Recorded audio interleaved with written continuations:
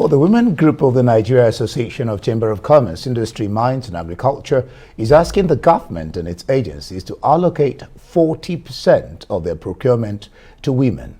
Well, the women at the stakeholders roundtable discussion say this is in line with the Presidential Executive Order 5, which directs all procuring authorities to give preference to Nigerian firms in the award of contracts. Nigeria spends $1.1 billion on procurement. This is equivalent to 473 billion naira. Only 4.73 billion, that's about 10%, goes to women's businesses. Advocate for women in public procurement. We're asking for 40%. This will change the way Nigeria operates, because already all the women that do businesses in their small environment or in their small scale circle make the difference. So you can imagine if 40% of public procurement is granted to the women, things will go well. NASIMA is supporting NAWOG to be able to push the whole question of gender empowerment and economic empowerment of women, as well as the whole issue of inclusion. Specifically this time around, to empower women, especially women-owned businesses, to take advantage of the whole question of affirmative procurement and participate effectively as far as procurement issues are concerned. Women have demonstrated the capacity to deliver as leaders. If you look at some countries led by women, a lot of impact is made, and that's why we must make conscious effort to ensure that the goal of affirmative action in terms of representation at the National Assembly level, in the House of Representatives, in the Senate, women should be included and given the opportunity. Statistics and history have shown that where we have women working, women that are empowered, that the places are okay. Like if a woman is empowered, it means there will be no mortality rate in the family. Obviously, she will know how to take care of the children. The death rate of infants will be less. She will be able to provide good nutrition. Education, she will make sure that her children are educated, and then she will make sure that she's doing something.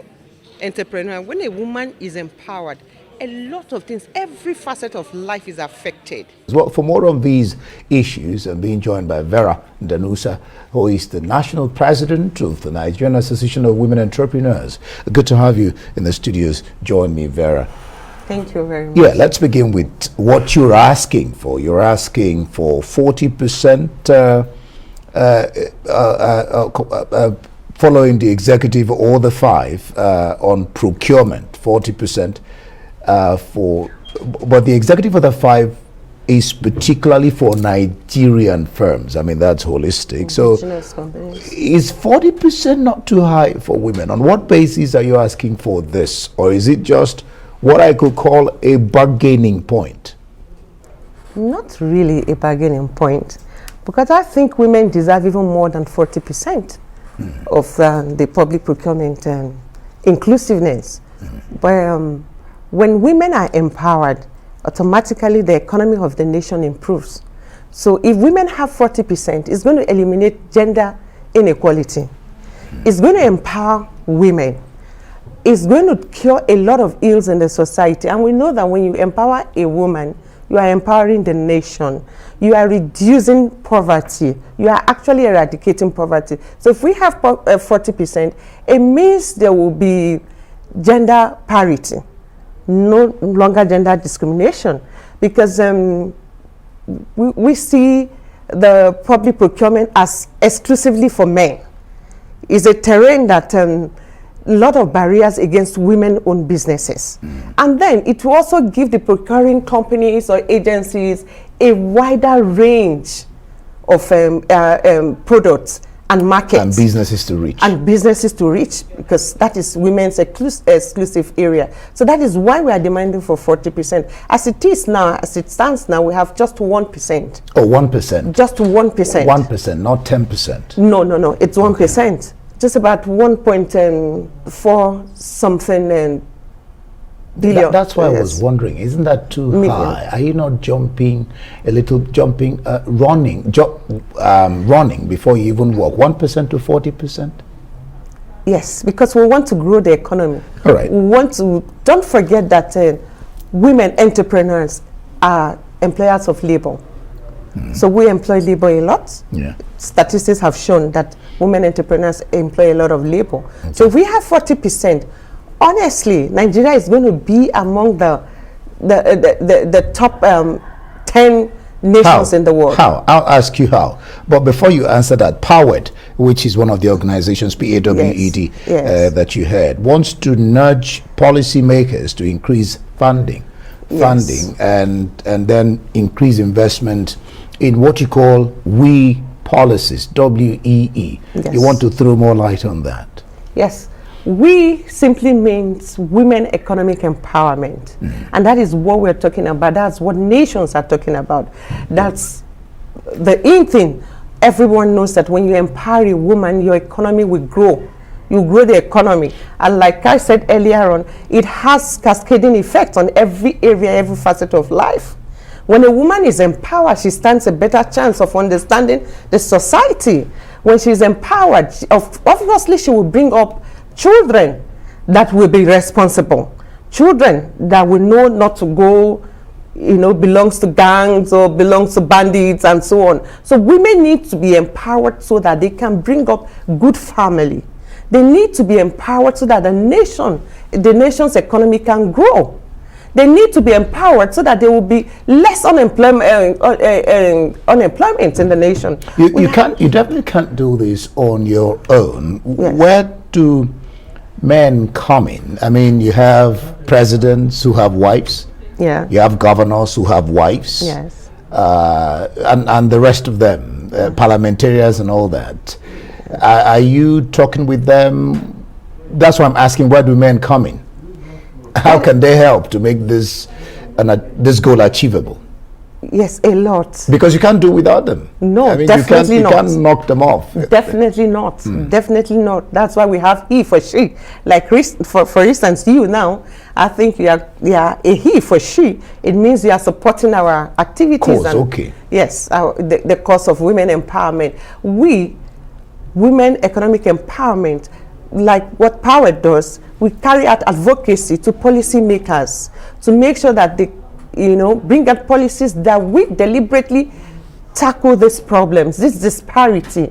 We see a lot of intervention going on, and I must commend the federal government for these various interventions. But there's a lot still needs to be done. A lot is being done, but much more still needs to be done. Because there's so much ground to be covered. Yes, so much. We've been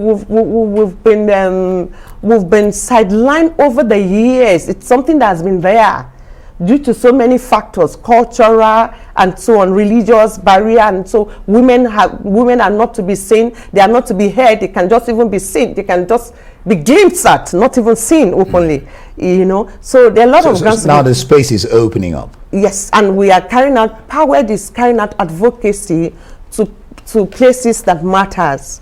We are advocating, the CBN, like ND, like all these places, and Smedan and so on, that has to do with businesses, entrepreneurship. Yes. So, all right. Let me just ask you this before I let you go.